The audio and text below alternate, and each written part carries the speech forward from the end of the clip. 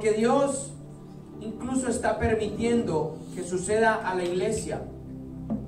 Hemos dicho por varios tiempos que el Señor está sacudiendo a la iglesia, está tratando con ella, está tratando con su corazón. ¿Es cierto? Lo venimos hablando más de 1 año y medio.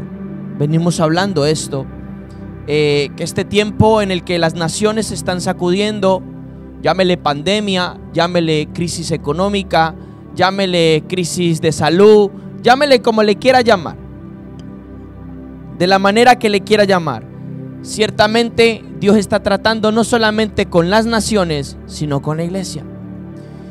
Y si la iglesia, todos nosotros como hijos de Dios, no logramos desarrollar en este tiempo lo que Dios nos está pidiendo, pues seremos llevados como quien es llevado por una riada. Todos saben lo que es una riada, ¿cierto? Seremos llevados por una riada, por una crecida, arrastrados. Y antes de empezar con el mensaje, que una vez más tiene que ser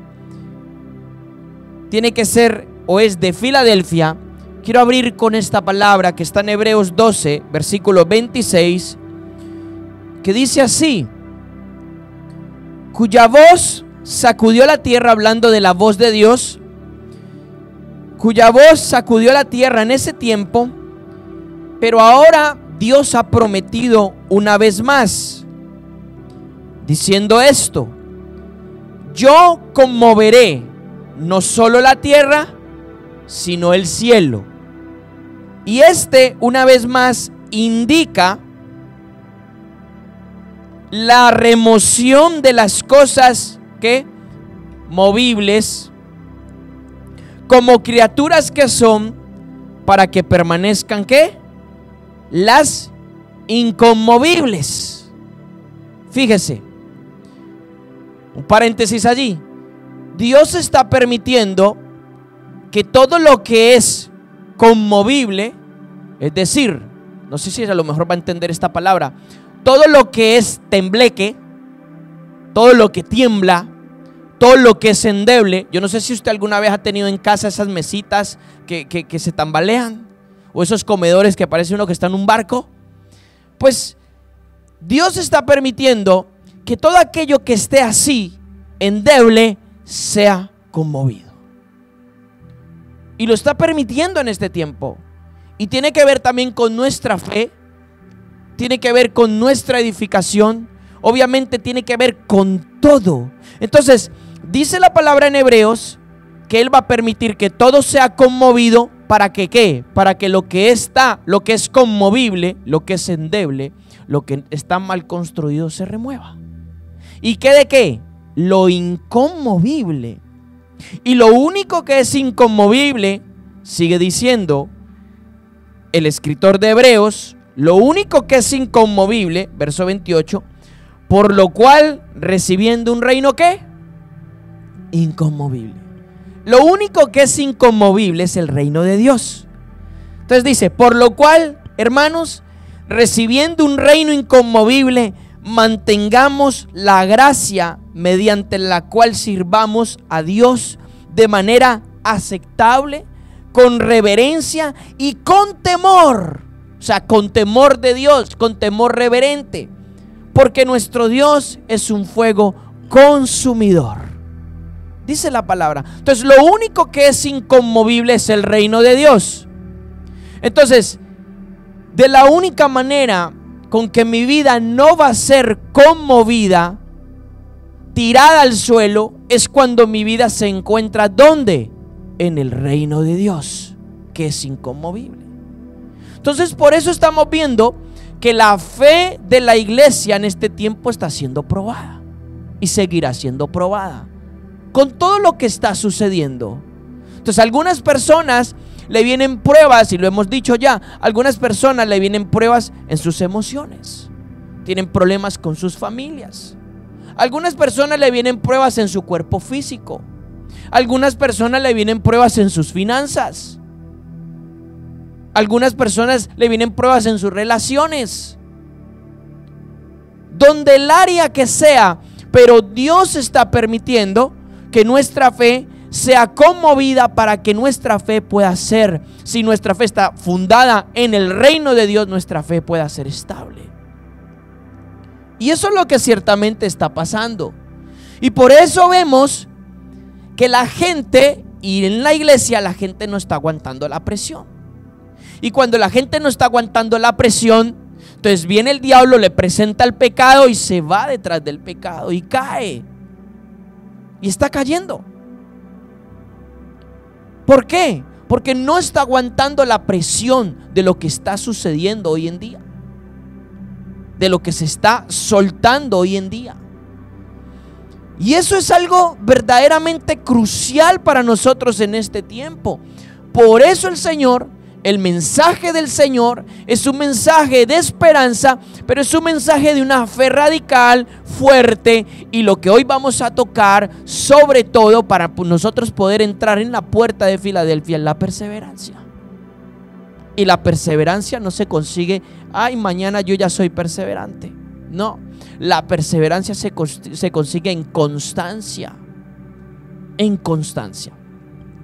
Entonces ahí abrimos la palabra del Señor en Apocalipsis capítulo 3, versículo 10. Quiero tocar hoy dos aspectos bien importantes para ir concluyendo Filadelfia. Y dos aspectos bien importantes que van a marcar, hermanos, se lo digo de todo corazón, van a marcar la diferencia en la iglesia, en nosotros. Van a marcar la diferencia. La carta de Apocalipsis de la iglesia de Filadelfia ya la hemos leído. Hemos estado enfatizando algunos versos. Y hoy vamos a enfatizar el verso 10. 3:10 de Revelación. 3:10 del libro de Revelación, de Apocalipsis. Y entonces Cristo, mejor llamado con su nombre original, Yeshua, le dice a la iglesia esto, a Filadelfia: por cuanto has guardado la palabra de mi paciencia, dice alguna versión. Otra versión dice perseverancia. Por cuanto has guardado, vamos a mirarla en varias versiones.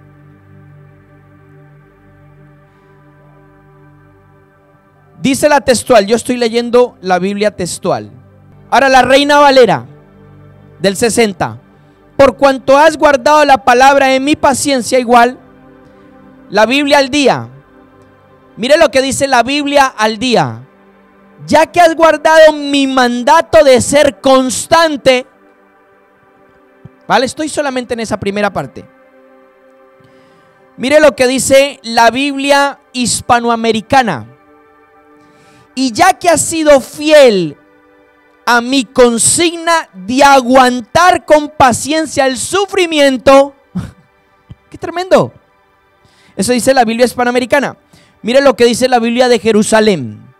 Ya que has guardado mi recomendación de ser paciente. La Biblia latinoamericana. Has guardado mis palabras que ponen a prueba la constancia. Interesante esta versión. ¿Ok? La Biblia lenguaje sencillo dice: todos en el mundo tendrán dificultades y sufrimientos, así veré quién confía en mí y quién no. Uy, qué tremendo, ¿no? Esta traducción. Estoy en la Biblia lenguaje sencillo. La Biblia Dios habla hoy. Has cumplido mi mandamiento de ser constante. Estoy solamente en la primera parte del verso. Quiero resaltar la primera parte del verso para poder entrar realmente de lleno en el verso. Y la Biblia traducción Kadosh israelita mesiánica dice esto: porque tú sí obedeciste mi mensaje acerca de perseverar. Escuchó todas esas versiones, ¿no? Le he leído estas versiones para que usted tenga un abanico de comprensión de lo que Cristo está hablando. Volvemos a la textual. Entonces Cristo dice: por cuanto has guardado la palabra de mi paciencia. Esto es una promesa condicional, hermanos. Es condicional. Ahora voy a ello. Yo también te guardaré de la hora de la prueba que está a punto de venir sobre el mundo entero para probar a los que moran en la tierra. Fíjese, es condicional. ¿Lo está entendiendo? O sea, Cristo no nos va a guardar si tú y yo no logramos ser constantes. Y ahí va la perla más sagrada de esta mañana. Si tú y yo somos inconstantes en Dios, no seremos guardados. ¿Cuántos saben aquí que las promesas de Dios son condicionales? O sea, cuando Dios le habla a Israel, Deuteronomio 28, Dios le dice acerca de las bendiciones y maldiciones. Dios le dice: si obedecieres la voz del Señor tu Dios, bendito serás en tu entrada, bendito serás en tu salida, bendito en tu alacena, bendito el fruto de tu vientre, bendito en el campo, bendito en la ciudad, bendito en todos lados. ¿Cierto? O sea, pero antes de ser bendito, ¿qué dice? Si obedeces. Luego está la contraparte. Por tanto, como no obedeciste, maldito eres hasta en el cabello. Bueno, por no repetirle todo lo que dice Deuteronomio 28. Entonces, Cristo 3:10 del libro de Revelaciones está diciendo: por cuanto tú has guardado mi palabra que requiere perseverancia, entonces yo te guardaré de la hora de la prueba.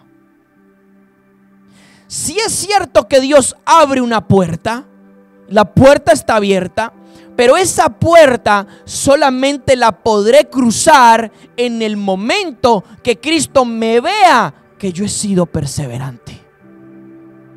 Y para yo ser perseverante no es cuestión de una semana, no es cuestión ni siquiera de un año, es cuestión del kairos de Dios. Cuando Dios vea que tú y yo hemos logrado pasar la prueba, que tú y yo lo hemos logrado perseverar en medio de la tormenta que está azotando quizás tu vida. Iglesia, escúchame bien. Yo necesito que entendamos cuál es la situación actual. ¿Qué es lo que tú estás viviendo? ¿Qué es lo que yo estoy viviendo? ¿Qué es lo que todos estamos viviendo para poder salir de esta, hermano? Porque de esta no nos saca nadie, solo el Señor. Porque la situación está crítica. Y tal vez usted está ahí sentado y diga: bueno, yo estoy bien, yo estoy trabajando bien, yo cante victoria. Porque hoy puedes estar bien y decir: no, yo tengo trabajito, todo está nice, relax, no pasa nada. Pero mañana se te puede tornar todo patas arriba. ¿Y qué vas a hacer en ese momento?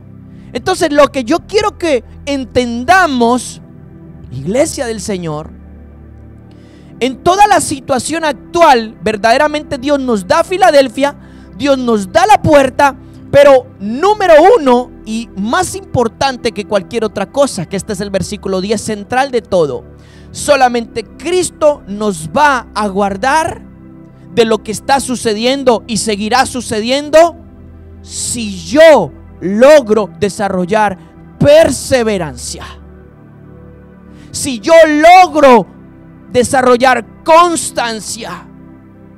No importa lo que esté sucediendo, no importa lo que me esté pasando. Bueno, hermano, ¿y qué significan todo eso? El diccionario Tuggy El diccionario Tuggy traduce la palabra paciencia del griego huponomé, que es una palabra que hemos tocado muchas veces, quizás en un grupo más reducido, y la traduce como paciencia. Pero escuchen, no una paciencia de que ay, espero y espero y espero con los brazos cruzados, no, sino una paciencia de aguante. ¿Cuánto aguante tiene? Paciencia traduce de ella perseverancia, traduce de ella persistencia. Escuche, traduce de ella constancia y a la misma vez también traduce de ella esperanza. Entonces es más complejo, es más específico a lo que nosotros creemos. Y este tópico o este requisito de la perseverancia, escuche, es un ingrediente vital de la iglesia de Jesucristo. En todas las naciones, en todas las eras, en todos los momentos. En todos los momentos. Los cristianos primitivos, hermanos, se enfrentaron a una bestia que tenía dientes de hierro y desmenuzaba y destrozaba todo lo que llegaba a su paso. ¿Quién era? Roma, el imperio romano. A los cristianos primitivos no los podían ver adorando en la esquina, hermano, porque iban y lo tiraban a los leones y los leones se los comían vivos. Esto es historia, hermanos. Los cristianos primitivos cavaban cuevas y se metían en catacumbas, tumbas debajo de la tierra para adorar a Dios. Para que el César y los centuriones romanos no los vieran adorando a Dios. Dígame si hay que tener perseverancia para eso. Su vida fue marcada con una fe tan radical que a como los pillaran allí, los mataban.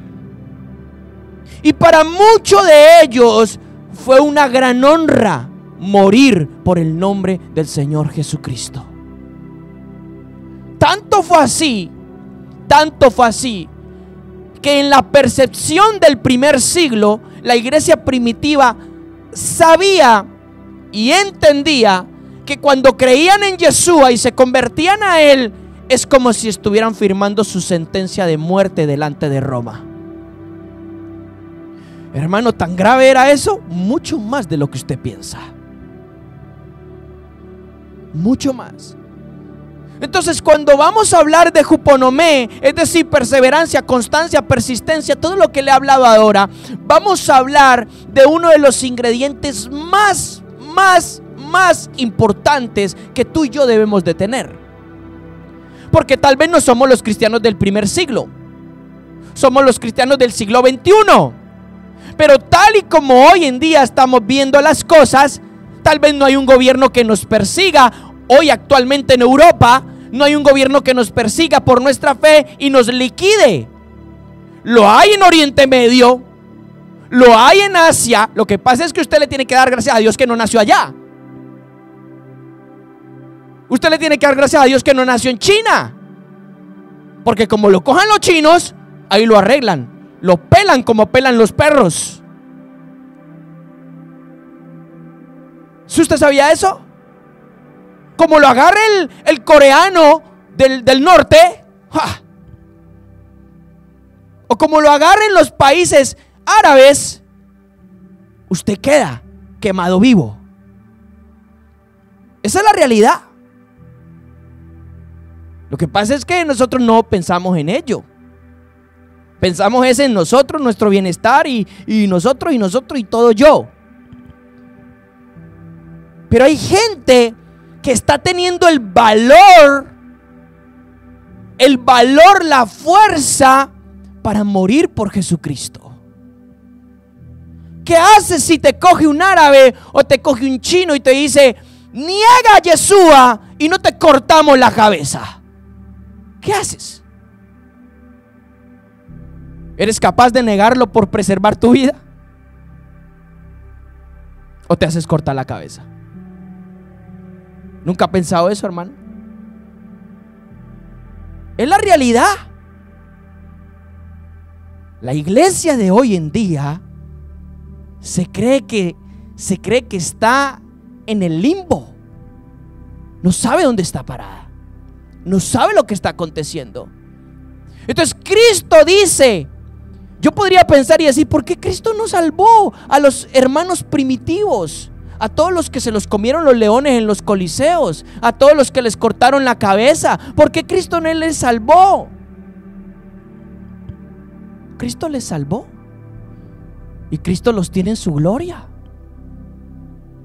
Lo que pasa es que la perspectiva de ellos era que su vida no se preservaba en este mundo. ¿Qué fue lo que vio Pablo?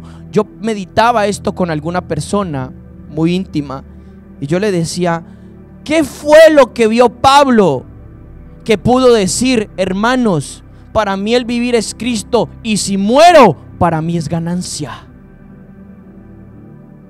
Yo le hago esa pregunta a usted. ¿Usted puede decir eso en su vida? Pues que muera.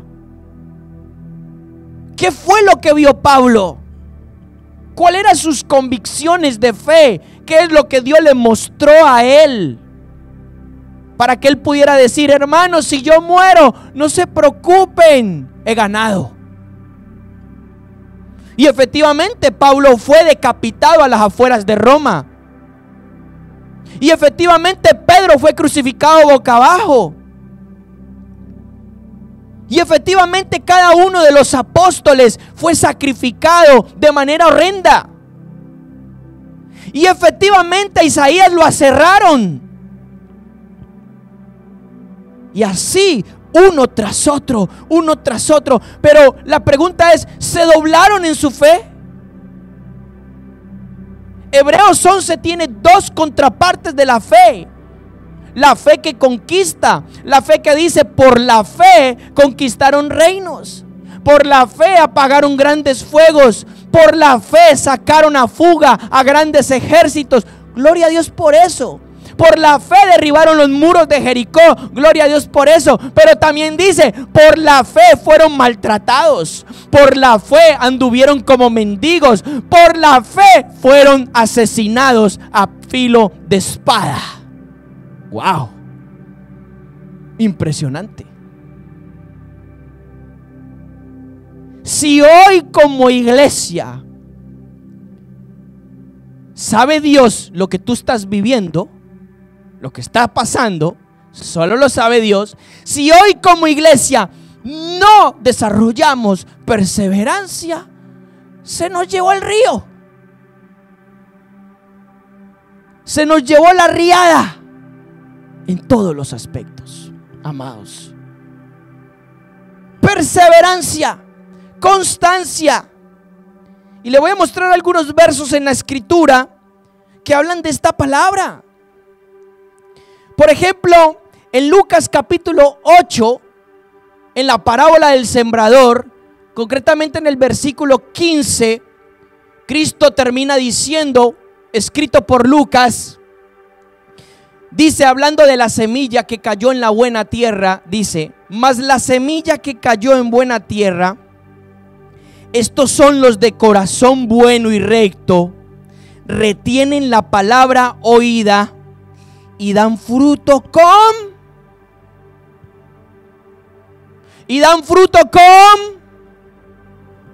perseverancia. Ay, hermano, es que yo llevo 15 años en el evangelio y soy el mismo iracundo. Bueno, hermano, perdiste 15 años de tu vida.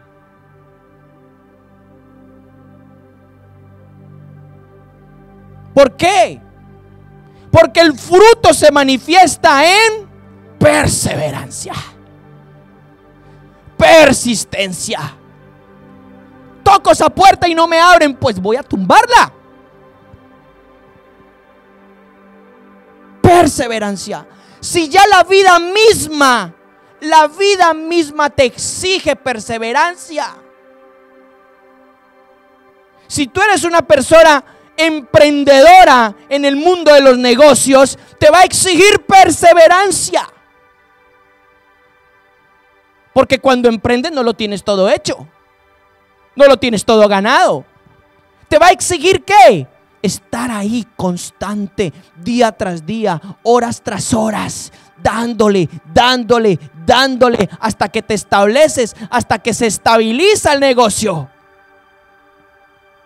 Ya la vida misma se trata de perseverancia. Y eso es lo que Dios nos está hablando en este tiempo, hermanos. Estoy viendo a la gente caer como moscas y se me entristece mi corazón. Porque estoy viendo a la gente retroceder en un tiempo donde Dios ha marcado que necesitamos estar más firmes que nunca. Y estoy viendo a la gente retroceder. Estoy viendo a la gente tomar el camino fácil, el camino del pecado. Estoy viendo a la gente perder el propósito que Dios le dio en sus vidas.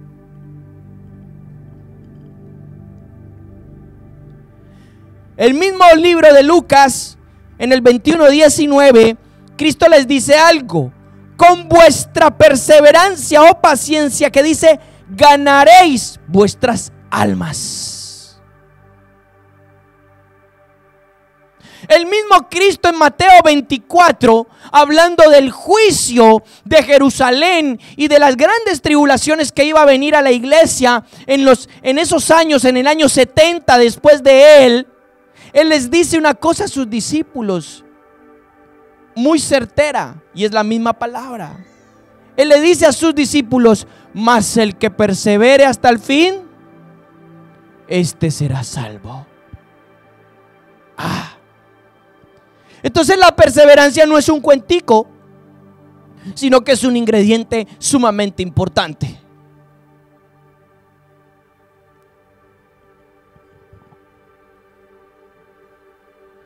Pablo en el libro de Romanos, capítulo 2, verso 7, dice esto: vida eterna a los que perseverando en bien hacer buscan gloria y honra e inmortalidad.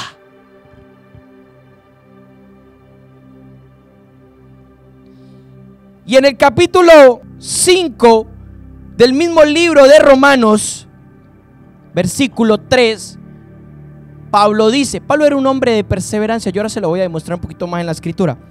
Pablo mismo dice, y no solo esto, sino que también nos gloriamos en las tribulaciones. Uy, hermano, estas son palabras mayores. Nos gloriamos en las tribulaciones. Cuando viene una tribulación, lo primero que viene a nuestra vida es tristeza, congoja, amedrentamiento, miedo, temor. Pablo está diciendo, hermanos, nos gloriamos en las tribulaciones. ¿Sabe la palabra tribulación qué significa ahí en el griego? Es elipsis, presiones, cuando te ponen contra la espada y la pared. Presiones. Entonces Pablo está diciendo, nos gloriamos en las tribulaciones, sabiendo que la tribulación produce en nosotros perseverancia, constancia. O sea, escúchame, y aquí va la segunda perla de la mañana: cómo Dios va a fortalecerte y cómo Dios va a hacer que tú y yo desarrollemos juponomé en medio de la tribulación. En medio de la tribulación, o sea, en medio de la presión, en medio de cuando nos están triturando, hermanos. A la gente le enseñaron el evangelio del color de rosa, el evangelio light, el evangelio que no enseña nada, que le dice tranquilo, crea en Dios y todo va a estar bien. Pero no le enseñaron a la gente a luchar, no le enseñaron a la gente a ser perseverante. Por eso en este tiempo estamos viendo muchos hijos de Dios siendo quebrados en su fe. Esa es la realidad. Muchos hijos de Dios siendo quebrados en su fe. Yo no sé si usted conoce gente en su entorno que ha retrocedido, que está retrocediendo. O no sé si conoce gente en su entorno, hijos de Dios, que está sufriendo y que no sabe cómo encarar la tribulación que se le ha venido. No sabe cómo encajarla. Sigue diciendo Pablo en el verso 4 de Romanos 5, y la perseverancia prueba, y la misma prueba produce esperanza.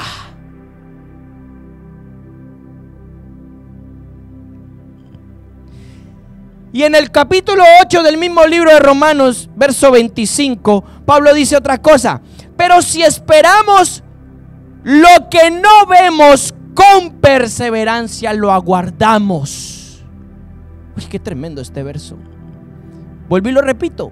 Pero si esperamos lo que no vemos, con perseverancia lo aguardamos. Hablando de la fe. ¿Qué es lo que tú estás esperando? ¿Cuál es el cambio que tú estás esperando? ¿Cuál es la salvación que tú estás esperando de parte de Dios? Porque Pablo te está diciendo, o mejor dicho, el Espíritu de Dios te está diciendo a través de la carta de Pablo, que si lo esperas, lo que no ves, con perseverancia lo vas a guardar.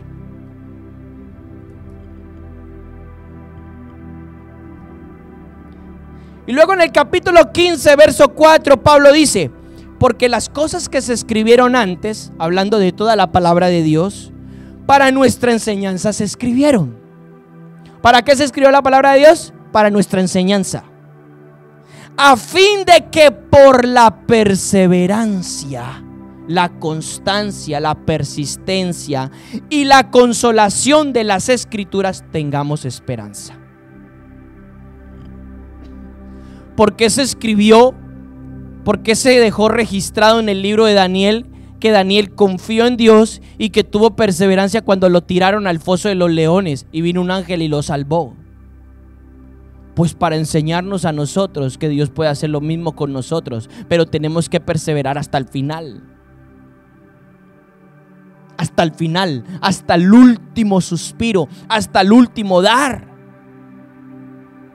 Muchos de nosotros esperamos una salvación instantánea, una salvación rápida, pero no, Dios va a permitir que se nos estire, que se nos estire, que se nos estire.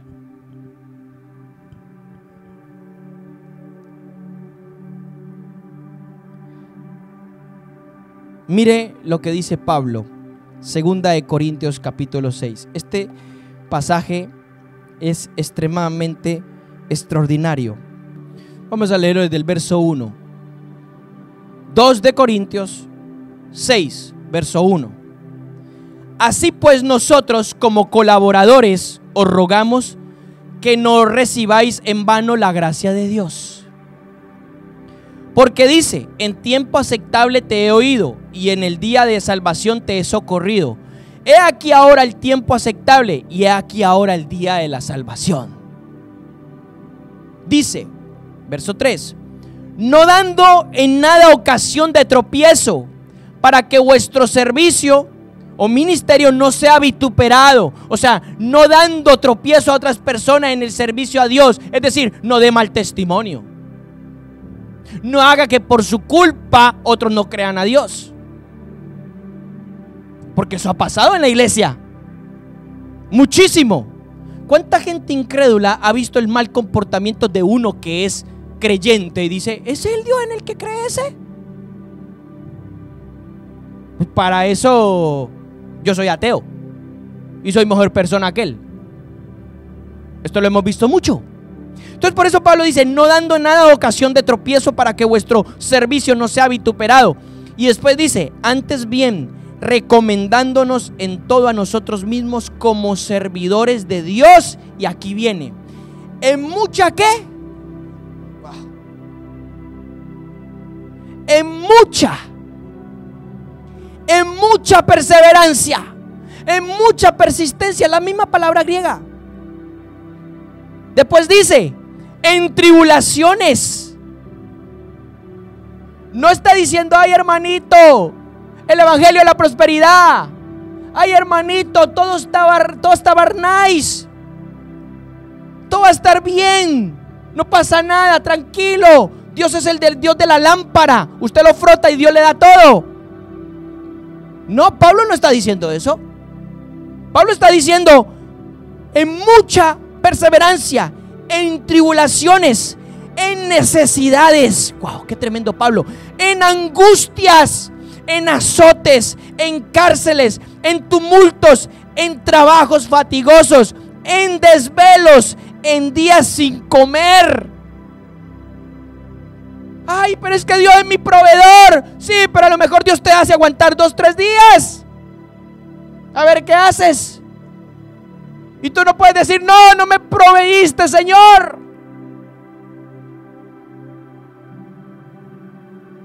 En días sin comer, en pureza, en conocimiento, en longanimidad. Aguante, alegre. Eso es longanimidad. Si no sabe esa palabra en el español. Aguante, alegre, contra viento y contra marea. En longanimidad, en bondad, en el Espíritu Santo, en amor genuino, en palabra de verdad, en poder de Dios, mediante armas de justicia, las de ataque y las de defensa, por medio de honra, pero también de afrenta. Wow. De infamia, pero también de buena fama. O sea, tenía buena fama, tenía honra, pero también tenía infamia y también tenía afrenta. Pablo dijo, sé vivir ya con tener para comer o sin tener para comer. O más acertadamente, sé vivir en abundancia y en escasez. Vuelvo y repito el verso 8. Por medio de honra y de afrenta, de infamia y de buena fama, como engañadores, pero veraces, como no conocidos, pero bien conocidos, como moribundos, pero llenos de vida. Él está haciendo un contraste, hermano. El Rey de Reyes, de su propia boca, dice: el Hijo del Hombre ni siquiera tiene una casa donde recostar su cabeza. Y era el rey. Es más, la tierra es de él.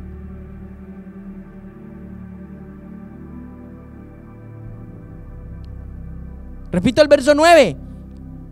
Como no conocidos, pero bien conocidos. Como moribundos, pero llenos de vida. Como castigados, pero no condenados a muerte. Como entristecidos, pero siempre gozosos. Como pobres, pero enriqueciendo a muchos. Wow. Como no teniendo nada, pero poseyéndolo todo. Qué tremendo. Ese era Pablo. Ese era Pablo. Ese era el evangelio de Pablo. O mejor dicho, es el evangelio de Jesucristo. Ese es el evangelio del reino. Nunca se quejó. Podríamos decirle, hermano, a Pablo le pasaron las duras y las maduras. Y hoy en día nosotros somos los cristianos cristales. Los cristianos de vidrio. Cualquier cosita y se quebró. Esta gente sí tenía una fe de verdad. Esta gente sí eran robles. Esta gente sí no se doblaba.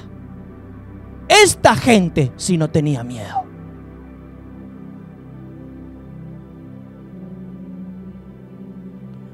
Hermano, usted siempre que predica durísimo. Hermano, estamos en tiempos durísimos. Y si no equipamos a la iglesia con la verdadera palabra de Dios, el río se nos va a llevar. Si no hablamos lo que Dios está verdaderamente hablando, el río se nos va a llevar.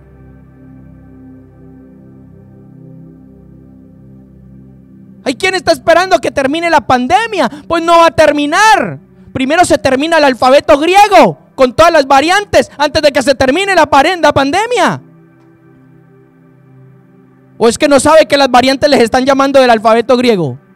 Delta, ahora Omicron, y después ¿qué? ¿Omega o qué? Ya no saben qué sacar. Y cuando termine el alfabeto griego, pues empiezan con el español. Se lo digo, hermano, es bien tremendo lo que está aconteciendo. Es bien tremendo lo que se requiere de la iglesia en este tiempo. Y muy pocos, veo a poca gente hablando la verdad. Veo a poca gente preparando al pueblo. Veo mucho mensaje emocionalista. Veo mucho mensaje falto de espíritu y del entendimiento del Dios omnisciente. Entonces Pablo, estamos hablando de que la vida de la iglesia contenía verdaderamente este ingrediente tan importante para nuestras vidas. Volvemos a 3:10 de Revelaciones. Solamente Cristo nos va a guardar cuando ¿qué? Cuando hayamos desarrollado esto. Constancia, persistencia. Entonces, hermano, hermana, no puede estar ahí. ¡Ay, que me muero! ¡Ay, no puedo ni con mis pies! Hay gente que viene acá así, arrastrándose. No puede ser así. Dios necesita gente dinámica, que se levante, que diga gloria a Dios, que sabe qué, que a lo mejor me estoy comiendo un cable, pero gloria a Dios, aleluya. Dios necesita gente que hable como habló Abacú. Aunque la higuera no florezca, aunque no hayan vacas, es decir, aunque no tengamos nada que comer, Señor, yo me gloriaré y me gozaré en el Dios de mi salvación. Dios quiere gente hoy en día como Job, hasta el más no dar, es decir, probado hasta en todo. Lo perdió todo, hasta su salud. No se murió porque fue lo único que Dios le guardó. Y dijo, el Señor dio y el Señor quitó. Bendito sea el nombre del Señor.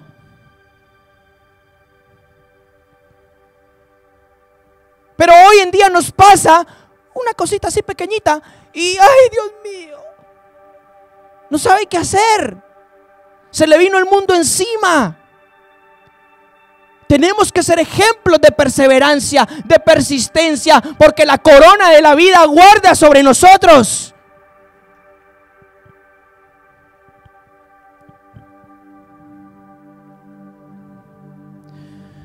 Pablo dice que las señales de un verdadero apóstol, 2 Corintios 12:12, son estas. Con todas las señales de un apóstol han sido hechas entre vosotros en toda ¿qué? Perseverancia. Wow.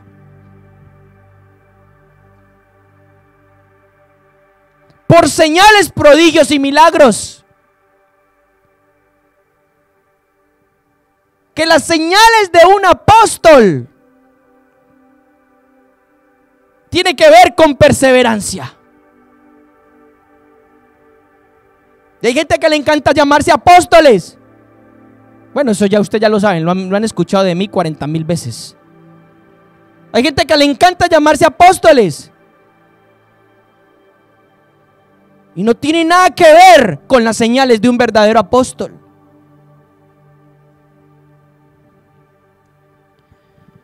Me encanta este. Colosenses 1:11. Libro de Colosenses 1:11. Estoy haciendo un repaso por la escritura para que usted vea cómo este ingrediente está presente en todas las cartas, de muchas y de diferentes maneras. Hay un abanico de posibilidades en la perseverancia. Y dice Colosenses 1:11. Y este es el versículo con el que yo voy a ministrar esta mañana fuertemente, porque veo la gente cansada, veo la gente endeble, veo la gente agotada, veo la gente sin fuerza. Fortalecidos con todo poder, conforme a la potencia de su gloria, para toda perseverancia y longanimidad. ¿Qué está diciendo Colosenses 1:11? ¿Qué está diciendo Pablo? Pablo está diciendo que la única manera con la que tú y yo podemos ir adelante, salir adelante en medio de estas circunstancias actuales, es ser fortalecidos con su poder en perseverancia y en longanimidad. Y solo así podremos vencer. Solo así podremos pasar el Jordán. Solo así podremos atravesar el Mar Rojo.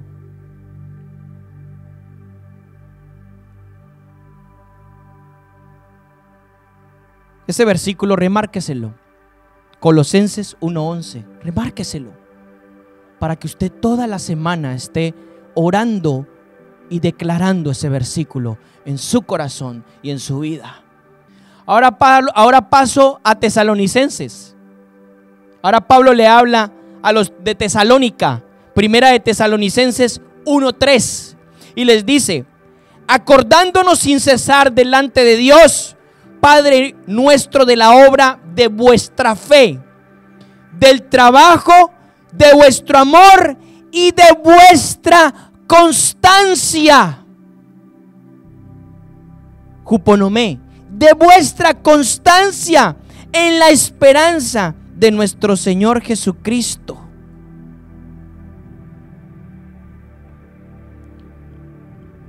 En segunda de Tesalonicenses capítulo 1 versículo 4, Pablo vuelve a decir lo mismo. Tanto que nosotros mismos nos gloriamos de vosotros en las iglesias de Dios. ¿Por qué, tesalonicenses? ¿Por qué? Por vuestra perseverancia y fe en todas vuestras persecuciones y tribulaciones que soportáis. Mire lo que era la iglesia de Tesalónica. Mire lo que era la iglesia de Tesalónica. Era una iglesia fuerte. ¿Por qué? Pablo está diciendo: nos gloriamos en vosotros, Tesalónica, os admiramos. ¿Por qué os admiramos? ¿Por qué? Por vuestra perseverancia y fe en todas vuestras persecuciones y tribulaciones que soportáis. No nos gloriamos en vosotros, Tesalónica, por los carros últimos modelos que tienen, por los edificios tan hermosos que tienen. No nos gloriamos, Tesalónica, en ustedes por las posesiones. Nos gloriamos en vuestra fe y vuestra perseverancia en medio de las tribulaciones, en medio de las situaciones difíciles que ustedes soportan. Fíjese qué tremendo. Tesalónica, una comunidad de creyentes que recibieron el evangelio del reino a través de Pablo y otros siervos del Señor, se fortalecieron y empezaron a pasar las tribulaciones. ¿Cuál es tu tribulación, hermano, en este momento? ¿Cuál es tu tribulación? ¿Es en el área emocional? ¿Es en el área espiritual? ¿Es en el área financiera? ¿En qué área es tu tribulación en este momento? ¿Cuál es tu tribulación? Se te están perdiendo tus hijos, se te está perdiendo tu familia. ¿Cuál es tu tribulación? Porque Dios te llama y nos dice hoy: tienes que perseverar. No tienes otra. O es eso o caes. En el capítulo 3 versículo 5 de segunda de Tesalonicenses, Pablo les vuelve a decir: y el Señor encamine vuestros corazones al amor de Dios y a la perseverancia de Cristo. ¿Por qué a la perseverancia de Cristo? Obviamente, ¿por qué? Porque Él padeció, sufrió por nosotros, se sometió a un terrible sufrimiento, pero no se dobló. no se acobardó, cumplió su obra.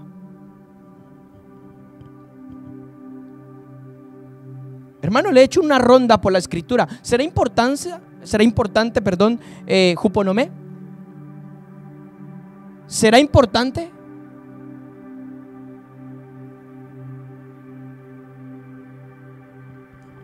Mire lo que le dice al discípulo Timoteo, Pablo a su discípulo Timoteo. Segunda de Timoteo capítulo 3 versículo 10. Mire lo que le dice Pablo. Pero tú, Timoteo, has seguido mi enseñanza.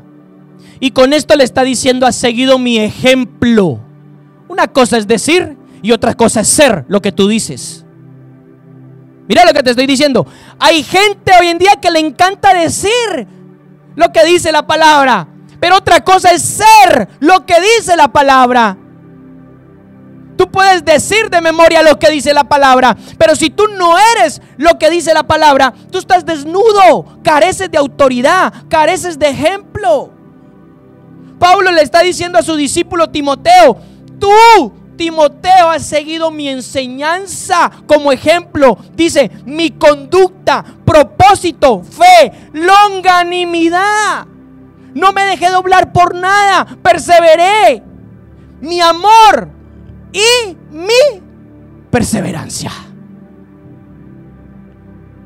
No había nadie más tremendo que Pablo para hacer una declaración como esta. Pablo entraba a una ciudad a predicar el evangelio del reino y lo sacaban arrastrado porque lo habían apedreado. Pablo se subió a un barco en una prisión romana, en un traslado, y resulta que el barco se hundió.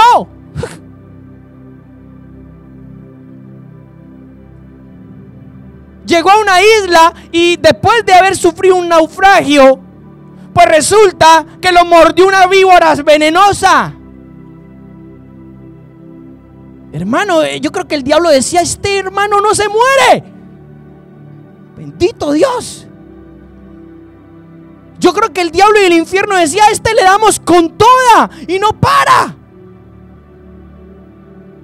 Le sacamos toda la artillería y no para. ¿Por qué? Porque había uno más grande que lo estaba guardando.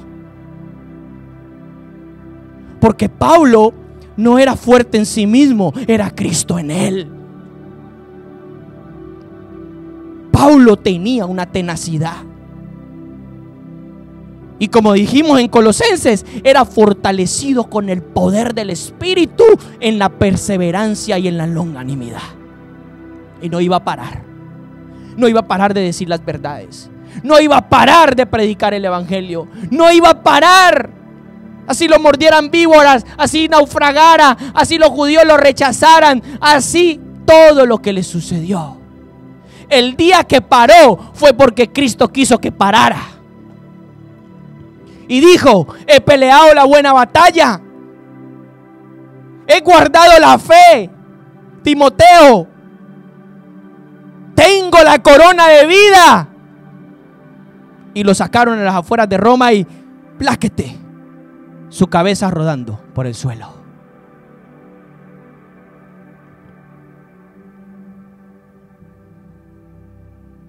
Hoy el Espíritu de Dios quiere que entendamos esto. Iglesia del Señor, somos afortunados poder escuchar lo que Dios está hablando. Hebreos 10:36 dice el escritor de Hebreos: porque os es necesaria la perseverancia, escuche, para que habiendo hecho la voluntad de Dios, ¿qué? Obtengáis la promesa. ¿Cuáles son las promesas que Dios le ha dado, hermano? ¿Cuáles son las promesas que Dios le ha dado? Pues déjeme decirle que si no tiene perseverancia, no va a obtener la promesa. Sencillo. Sencillito, pero radical. Eso está diciendo el escritor de Hebreos. Os es necesario la perseverancia, os es necesario la persistencia, la juponomé, os es necesario para que habiendo hecho la voluntad de Dios, obtengáis la promesa.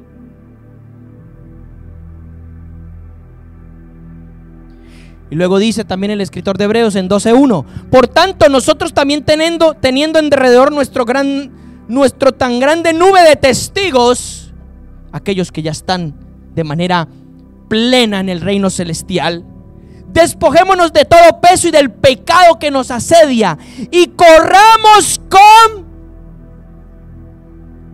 perseverancia la carrera que tenemos por delante. La carrera de la fe no es una carrera de velocidad. No es quien llegue primero. La carrera de la fe es una carrera de aguante y de resistencia. Es quien llegue a la meta. Como las maratones. ¿Has visto las maratones? Aquí las hacen en Valencia, 40 kilómetros corriendo. 40 kilómetros. Y la carrera de la fe es una maratón. Es quien llegue a la meta con constancia. Cuando usted habla con un maratoniano, cuando usted habla con una persona preparada, lleva meses y años preparándose para una carrera de este calibre.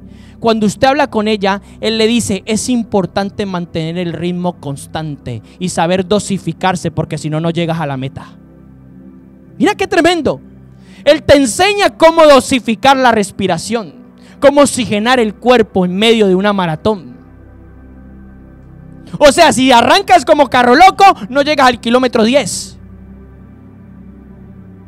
Eso te habla un maratoniano, una persona que se prepara para esto.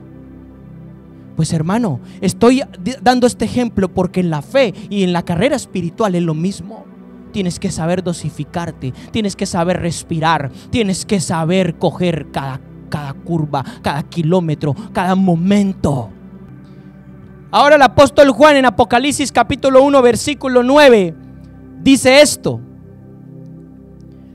Juan le está escribiendo a la iglesia primitiva, a sus hermanos contemporáneos. Obviamente las palabras de Apocalipsis, como toda la palabra de Dios, es eterna y se cumple y se sigue cumpliendo en todas las eras del hombre.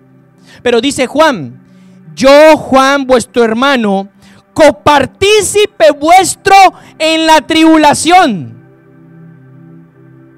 No está diciendo, yo, vuestro hermano, estamos todos juntos relajados viviendo la gran vida. No está diciendo eso. Juan no está diciendo eso. Juan está diciendo: yo, hermanos, copartícipe vuestro en la tribulación. ¿En qué tribulación? Pues en esa perseguidera y persecución tan terrible que tenían con los hermanos primitivos.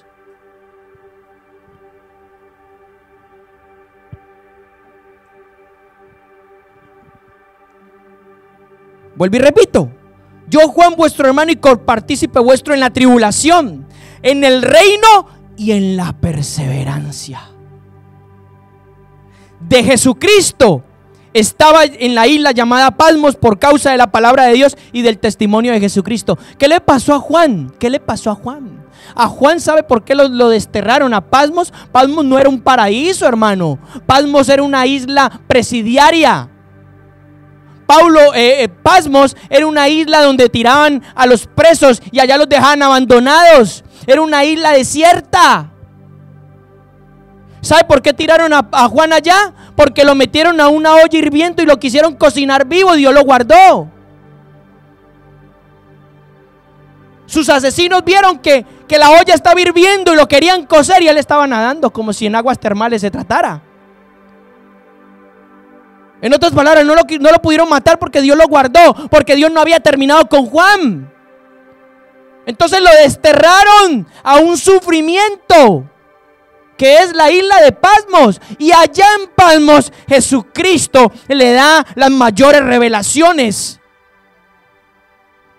Porque Apocalipsis fue la revelación de Jesucristo para Juan y para la iglesia de todos los siglos.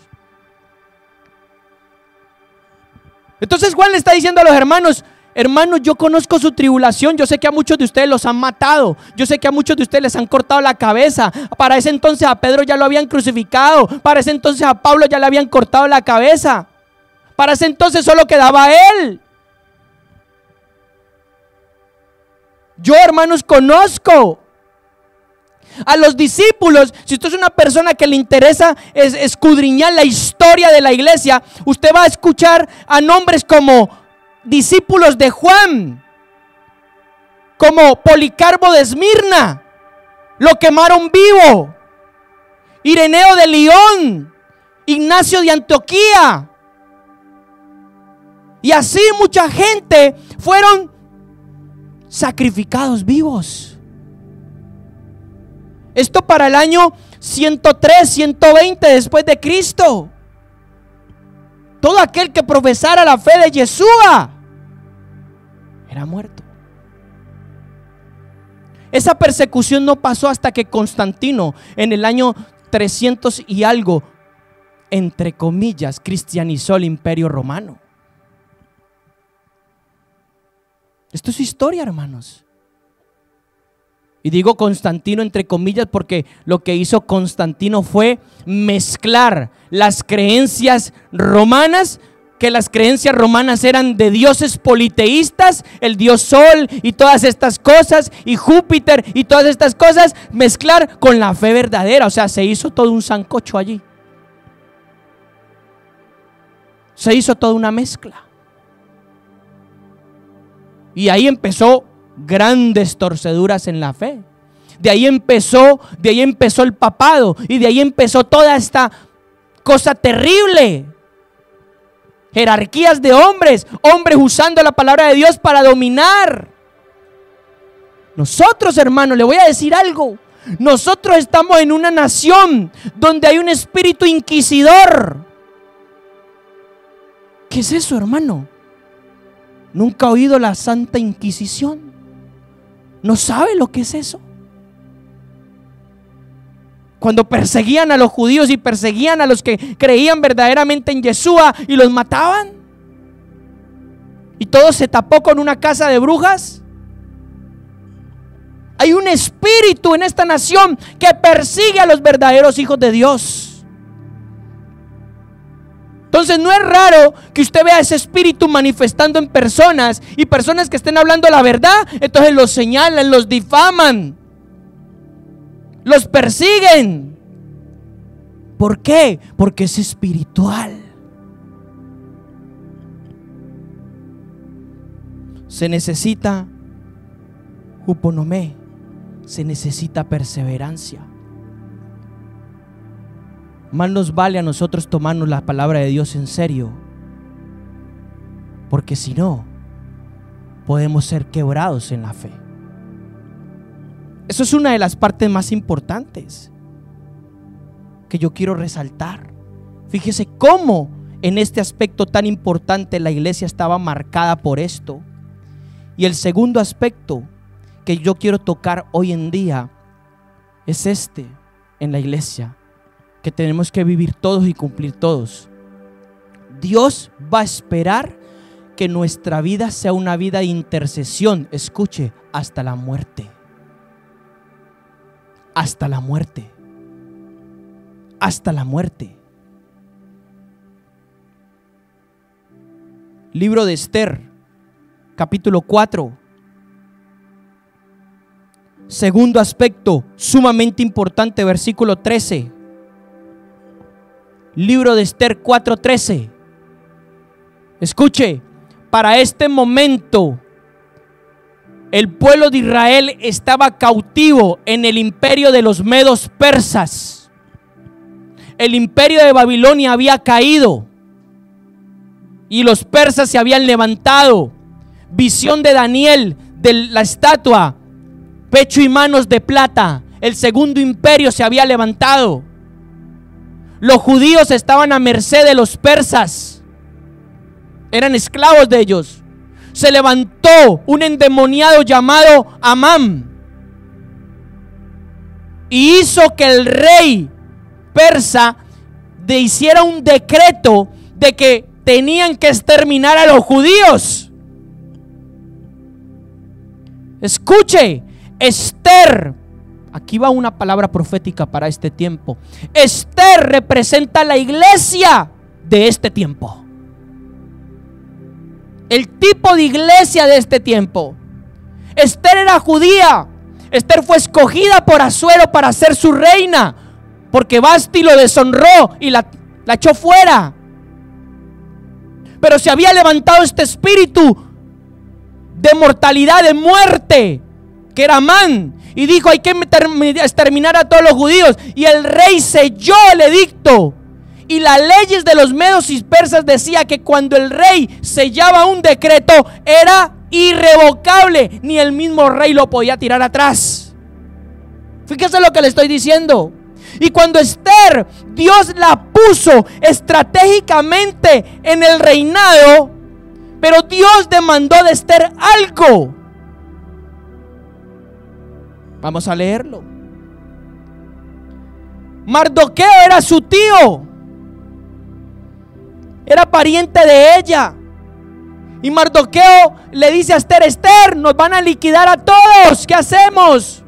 Verso 13. Y Mardoqueo mandó a que respondieran a Esther: no creas en tus adentros que has de escapar de la casa del rey más que cualquier otro judío. O sea, le dice: Esther, nos van a matar a todos y a ti también. No importa que tú seas la reina, tú no vas a escapar porque tú eres judía, tú eres hebrea. Y dice: por cuanto si en este momento callas, socorro y liberación vendrá de alguna otra parte para los judíos, pero tú y la casa de tu padre perecerán, Esther. Mardoqueo la está exhortando. Y quién sabe si para un tiempo como este has llegado al reino. Tremendo. O sea, Mardoqueo entre líneas le hace entender a Esther que la mano de Dios estaba obrando. Es interesante que el libro de Esther, yo le voy a nombrar dos aspectos del libro de Esther, pero se los voy a nombrar simples para que usted los investigue. Es interesante que en el libro de Esther en ningún momento se nombra a Dios. En ningún momento sale el nombre de Dios por ningún lado. Pero hay dos versículos específicos que sale el tetragramatón, que sale como codificado el nombre de Dios, el Yod-Heh-Vah-Heh. En dos versículos específicos. Es como si el escritor del libro de Esther quisiera darnos un mensaje entre líneas, que aunque no había, parecía que estaba todo en desesperanza, Dios estaba detrás del telón obrando a favor de su pueblo. Yo no sé si esto le está diciendo algo. Siento muy fuerte la unción de Dios ahora con lo que estoy diciendo. Tal vez parece que no pasa nada a nuestro alrededor. Tal vez parece que Dios no está. Pero déjame decirte, Dios es fiel a su pacto. Dios no te va a dejar tirado.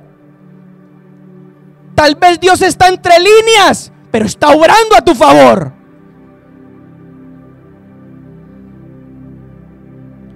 Y Esther le dijo que respondieran a Mardoqueo, verso 15. Ve y reúne a todos los judíos que están en Susa, era la capital de Persia, y ayunad por mí, y no comáis ni bebáis durante 3 días, ni de noche ni de día. Yo también ayunaré igualmente con mis doncellas, y entonces acudiré al rey, aunque no sea conforme a la ley persa. Y si he de perecer, que perezca. Y si he de morir, pues que muera. Pero me le voy a meter al rey. Esa es la iglesia. ¿Por qué Esther no se podía presentar ante el rey sin ser llamada? Porque había una ley persa que si ella se presentaba, o cualquiera se presentaba ante el rey sin ser llamado por el rey, ¡su!, le cortaban la cabeza. Así eran los persas. Jodidos, ¿no? Y Esther tiene una determinación tan fuerte que dice: yo he sido puesta por Dios aquí, voy a hacer algo. Y va y se presenta ante Asuero. Y Esther es usada para que la salvación de Dios se manifieste de los judíos. ¿Qué quiero decir con esto, hermanos? Si la iglesia de este tiempo no somos intercesores, hermanos, hasta la muerte no podremos prevalecer en un tiempo crítico como el que estamos viviendo.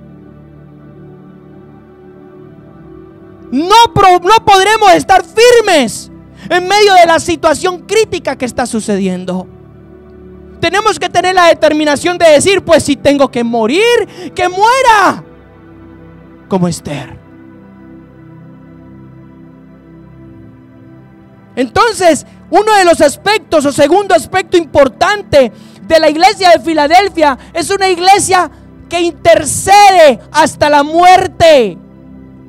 Es una iglesia que vence a la muerte. Mire lo que dice Apocalipsis otra vez. El libro de Apocalipsis 12, capítulo 12, versículo 10. Dios me hablaba muy fuertemente de Esther en las últimas semanas y me decía, este es el mensaje, May. Me decía, mi iglesia tiene que ser en este tiempo como Esther. Yo estoy levantando la Esther en este tiempo.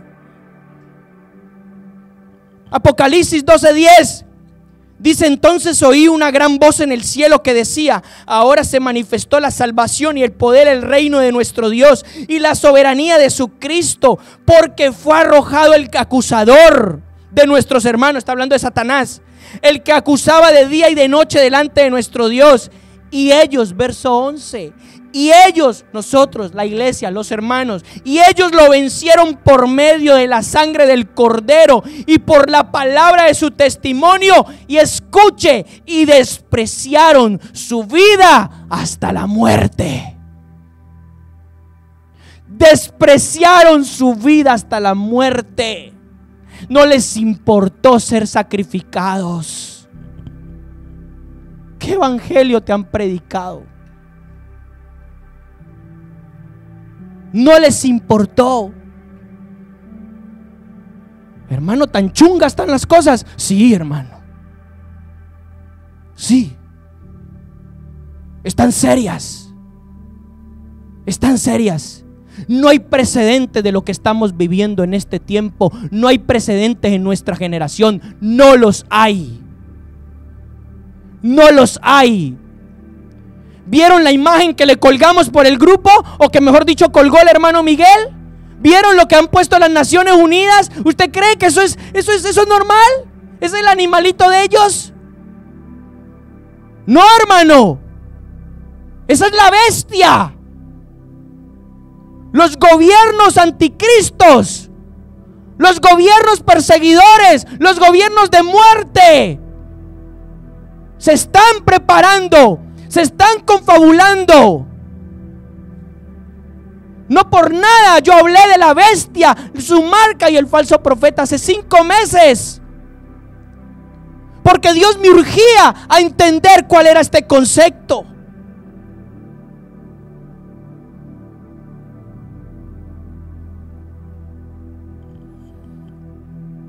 Entonces, en estos dos aspectos, volvemos a Apocalipsis 3:10. En estos dos aspectos vemos una iglesia que va a triunfar en medio de la gran tribulación, de una gran presión social, de salud, económica. Una iglesia que responda al propósito de Dios. Hay esperanza. Y ahí está la puerta y Cristo nos va a guardar, pero es necesario ser su palabra. Si no, no hay otra cosa. Y entonces él termina diciendo, verso 11, 3:11: vengo pronto, Filadelfia, retén firme lo que tienes, para que ninguno tome tu corona. O sea, estate firme.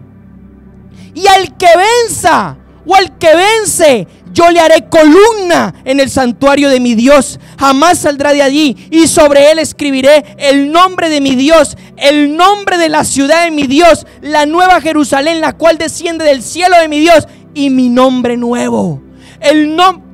4 cosas: columna en el templo de Dios, el nombre de Dios, el nombre de la Jerusalén celestial y el nombre de Cristo. Número 4, un número que corresponde a norte, sur, oriente y occidente. Un número que abarca todo, plenitud. El nombre de Dios, el nombre de la Jerusalén y el nombre de Cristo tiene que ver con lo que Dios es, el carácter. aquellos que son del Padre y representan al Padre, y columnas en el templo de Dios, tiene que ver con esto. Si esto no está en este edificio, esto se viene abajo. Las ve como son de grandes y gordas, ¿no? Columnas son la parte más importante de una edificación. Si un edificio no tiene buenas columnas, se viene abajo. Cristo está diciendo: si tú vences Filadelfia, te haré columna en el templo de mi Dios. Te haré columna y nunca más saldrás de allí. Eso es Filadelfia, hermanos. Eso es Filadelfia. Eso es lo que Dios está esperando de nosotros. Eso es lo que Dios está esperando de nuestros corazones. Tenemos que lograr ser perseverantes y tomarnos las cosas en serio ya de una vez por todas. Amén.